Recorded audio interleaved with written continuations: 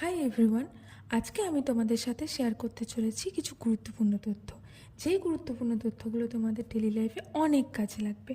ধরো, তোমাদের বাড়িতে বা তোমার পরিচিত কারোর হার্টের সমস্যা হয়েছে বা কারোর দাঁতের সমস্যা হয়েছে, তাহলে সেই বিশেষজ্ঞ বা স্পেশালাইজড ডক্টরকে আমরা কি বলবো? এই নিয়েই আমাদের আজকে বিষয়। কেউ ব্রেনের ডক্টর দেখালে তাকে বলে নিউরোলজিস্ট, তেমনি কেউ যদি চোখের ডক্টর দেখায় তাহলে তাকে বলা হয় অপথ্যালমোলজিস্ট। নাক বা কানের ডক্টরকে বলা হয় অটোল্যারিঙ্গোলজিস্ট। দাঁতের ডাক্তারকে বলা হয় ডেন্টিস্ট। লাঙের ডাক্তারকে বলা হয় পালমোনোলজিস্ট। হার্টের ডাক্তারকে বলা হয় কার্ডিওলজিস্ট। লিভারের ডক্টর হেপাটোলজিস্ট। স্টমাকের গ্যাস্ট্রোএন্টারোলজিস্ট। কিডনির ডক্টরকে বলা হয় নেফ্রোলজিস্ট। তেমনি স্কিনের ডাক্তারকে বলা হয় ডার্মাটোলজিস্ট। হাড়ের ডাক্তার বা বোনের ডাক্তার হলো অর্থোপেডিক্স।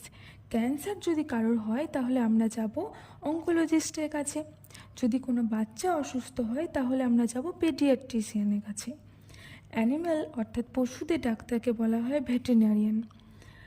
যদি কারো কাছে আমরা সার্জারি করাই তাহলে তাকে বলবো সার্জেন। হরমোনের ডক্টরকে বলা হয় এন্ডোক্রিনোলজিস্ট। যদি কোনো মায়ের প্রেগনেন্সি হয় বা চাইল্ড বার্থ হয় তাহলে যার দ্বারা হবে সেই ডক্টরকে বলা হয় অবস্টেট্রিশিয়ান। যদি ফিমেল রিপ্রোডাক্টিভ